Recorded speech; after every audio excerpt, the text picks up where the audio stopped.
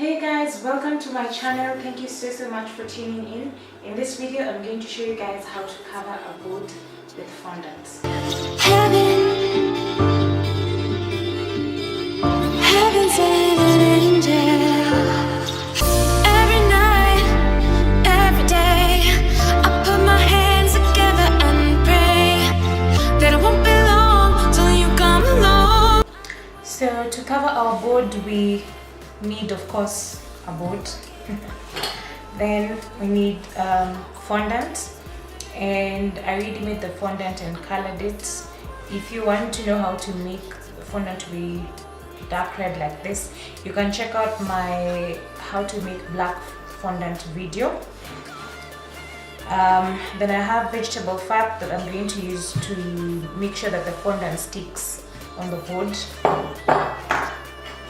Then I have a pastry wheel cutter, a knife, a rolling pin, a ribbon, because I think a board covered with fondant doesn't look complete unless you attach a board around the edges.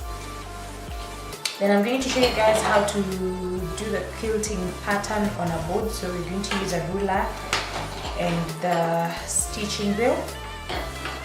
Yeah, then you have corn flour, a pair of scissors, and some more ribbons.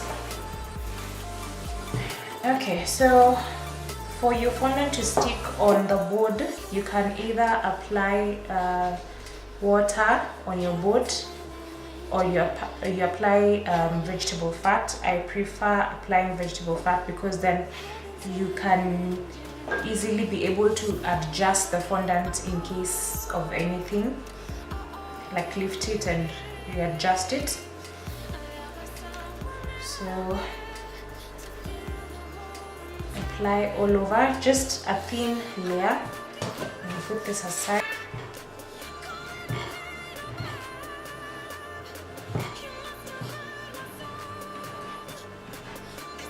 Okay, our fondant is soft and pliable, so now we can be able to roll it.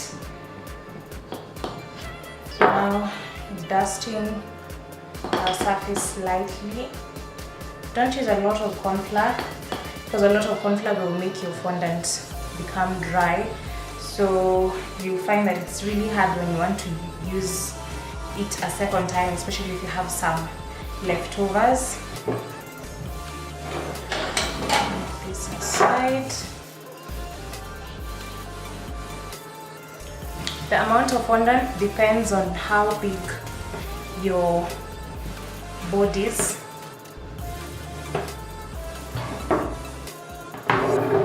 Sticking.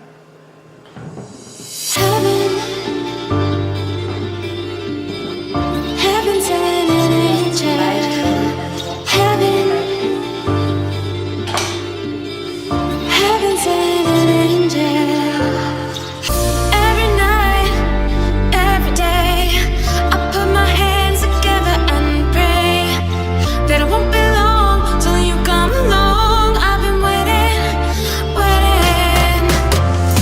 Since we're covering the board just for decorative purposes, you don't need the fondant to be thick. So to check if the fondant, we've rolled the fondant wide enough for our board, you're going to take our board and place it over the fondant. So the fondant is bigger than the board, then that means it's enough. So to cover, I like using this method. I flip on my one hand, push the board to the edge of the fondant, then flip the fondant again on this other hand, so that I use this other hand to smoothen out any air bubbles, if any.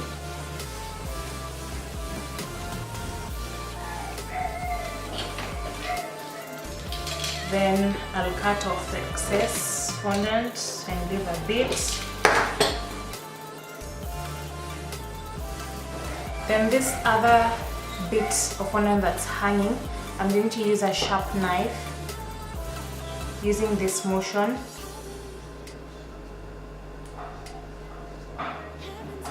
don't use the sewing motion because you'll get a ragged edge, and make sure you use a sharp knife. So go all the way around. If there are any bits of fondant sticking to your knife, remove them so that you get a clean cut.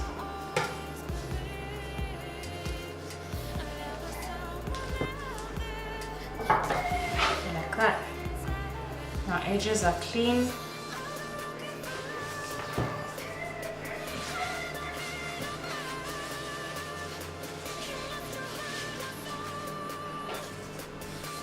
So once that is done, if you're going to do just a plain board, then you can go ahead and attach your ribbon. But since I want to show you guys excuse me, since I want to show you guys how to do the quilting method on a board, we won't put the ribbon first. I'm just dusting my board lightly so that when we use the ruler it doesn't stick on the fondant. So take your ruler. We're going to use the width of the ruler, yeah, to give us the width of the quilting lines on the board. Put it on the edge, the very edge of the board. Then gently indent.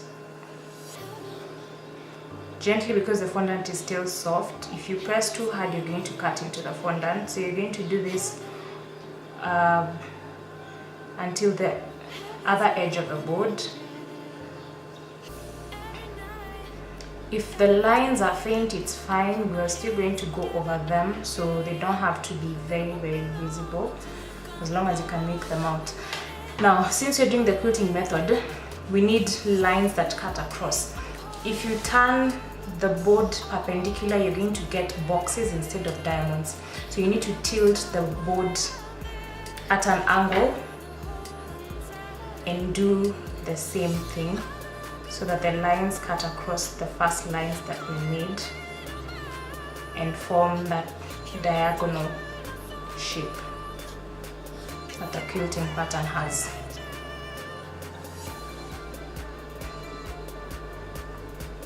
Like that. Okay, if you want, you can leave like this. If you had lines that weren't very visible at some parts, you can go over it with a blunt object, but I want us to do the stitching pattern. It looks more interesting that way. So you just follow the lines that you made and gently, don't press too hard. Remember, the fondant is still soft.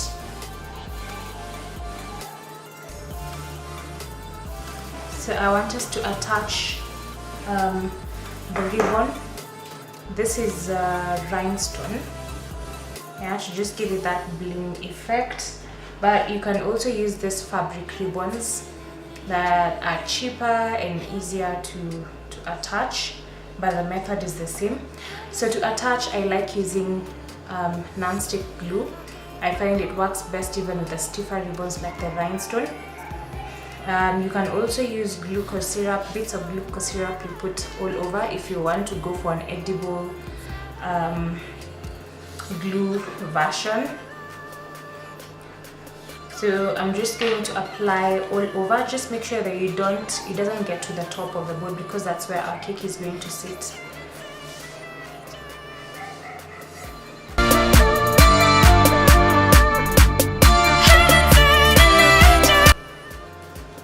Now for this ribbon, I recommend cutting exactly, don't overlap, because it's very hard for it to stick to itself. I'm just going to cut off this bit.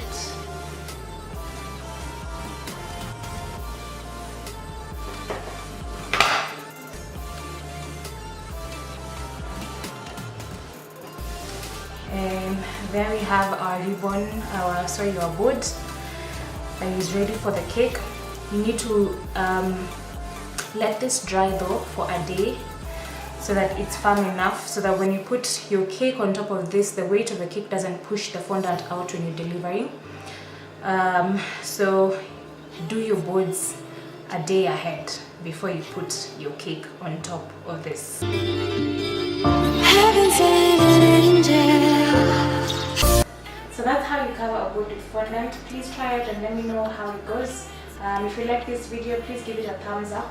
Until next Wednesday, goodbye. I've been waiting. Where